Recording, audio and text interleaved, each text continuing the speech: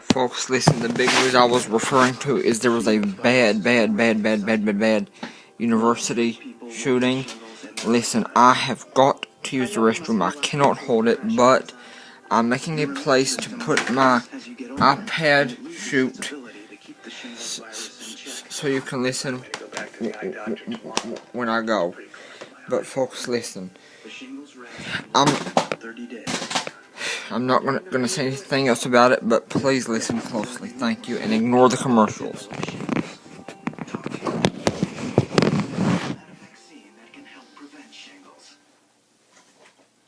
This is Life with Lisa Ling. New episodes Wednesdays at 9 on CNN.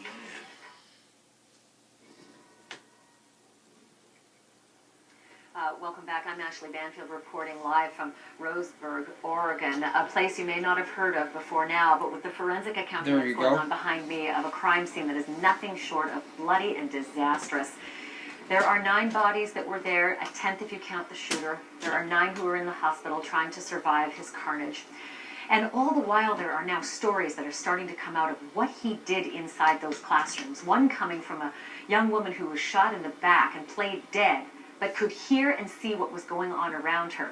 And one of those accounts was that the shooter actually delivered a box to one of the victims who survived. I want to bring in our national correspondent, Deb Farrick, who has more details about this. This is astounding information, Deb. What do we know about this box, what was in it, and what the circumstance was? Well, here's what we can tell you, is that this was told to the father of one of the girls who was shot in that classroom, that the gunman apparently gave someone a box and told that person, you got to deliver this. We don't know where that box is. We don't know what was in that box. Obviously, there's discussion. There are questions as to whether perhaps it could have been some sort of manifesto, some sort of a document. You know, a number of these shooters, they want to make sure that what they're thinking gets known and gets disseminated to the public at large, almost a way to justify the cruel and tragic nature of their violent act. What we do know about this individual, he's 26 years old. His name is Christopher Harper Mercer. He was on a number of websites, including a dating website, in which he describes himself as a conservative Republican. He lives with his parents. His mom is in Oregon. His father's in Los Angeles. He is not religious, but he is spiritual. And the New York Times interviewed somebody who said, a neighbor who said he seemed a little bit odd because he always wore military-style outfits, and that he had a very close relationship with his mom. Now, his mom lives about 5 miles from the university, and there are links to the university. He's got an email that is directly linked to Umpqua Community College, and also he was part of a theater group in which he's listed as a production assistant in a production that's supposed to happen this month. There's another more disturbing website, Ashley. It's a file sharing system. On that, we're now learning he downloaded, or he shared a movie, a BBC documentary, Surviving Sandy Hook. He blogged on that website talking about recent killings, specifically those 2 reporters in Virginia. And he says, you know, the gunman was alone and unknown. And then he goes on to say that virtually overnight, he was in the limelight. So clearly very disturbing patterns of what he was thinking prior to this tragedy, Ashley.